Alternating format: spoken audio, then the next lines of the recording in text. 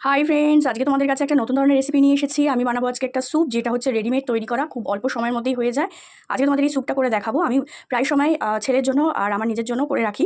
তো আজকে স্যুপটা একটু অন্যরকমভাবেই করবো, তার মধ্যে একটু চিকেন দেবো, তাই জন্য আজকে একটুখানি তোমাদের কাছে করে দেখানোর জন্য আর কি ভিডিওটা বানালাম। তো চলো দেখতে থাকো।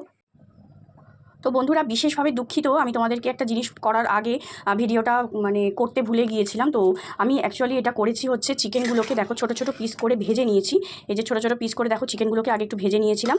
তো সেই চিকেনগুলো দিয়েই আমি এখানে আজকে স্যুপটা বানাবো। তো স্যুপটা বানানোর জন্য শুধু লাগে হচ্ছে 500 গ্রাম জল। তা জলটা আমি আগে থাকতে দিয়ে ফেলেছি তোমাদেরকে দেখানোর আগেই। আমি চিকেনগুলো ভাজার সময় যদি তোমাদের দেখাতাম খুব ভালো হতো, যাই হোক ভুলবশত আমি এই পদ্ধতিটা করে ফেলেছি। তো এরপর আমি এই স্যুপটা এখানে ঢেলে দেবো। তো দেখো তোমরা।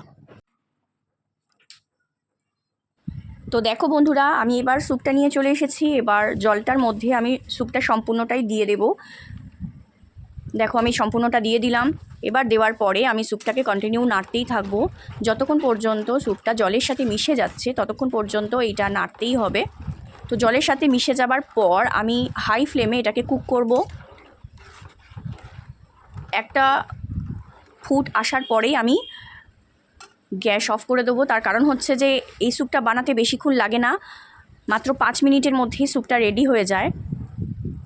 তো দেখো একটা ফুট শুরু হয়ে গিয়েছে। তো এবার আমি আরেকটু নাড়িয়ে দেব, নিয়ে আমি গ্যাসটাকে অফ করে দেবো। স্যুপটা কিন্তু খেতে খুব ভালো হয়, ছোট বড় সকলেরই এই স্যুপটা খেতে ভালো লাগবে। আর এর থিকনেসটা পরে তোমরা দেখতে পাবে কতটা থিকনেস হয়। এটা রুটি বা ব্রেড দিয়ে খেতে খুবই ভালো লাগে। আমি বেশি প্রেফার করি ব্রেডের সাথে। তো এবার দেখো আমি একেবারে নাবিয়ে নিয়েছি। এর থিকনেসটা তোমরা এখন বুঝতে পারছো না, তার কারণ হচ্ছে যে এখন অনেকটাই গরম। তো এরপরে আস্তে আস্তে দেখো আমি দেখাচ্ছি তোমাদেরকে, যে যখন এটা আরও বেশি থিকনেস হবে সেটা তোমাদের দেখাচ্ছি। দেখতে থাকো।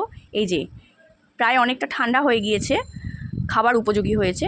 তো এই সময় কতটা থিকনেস এবার তোমরা দেখলেই বুঝতে পারছো। তো যাই হোক বন্ধুরা, তোমাদের যদি ভিডিওটা ভালো লেগে থাকে আর আমার এই রেসিপিটা যদি তোমাদের ভালো লেগে থাকে, অবশ্যই কমেন্ট করে জানিও। আরও কিছু জানার হলে অবশ্যই আমাকে কমেন্টের মাধ্যমে জানিও। Thank you so much.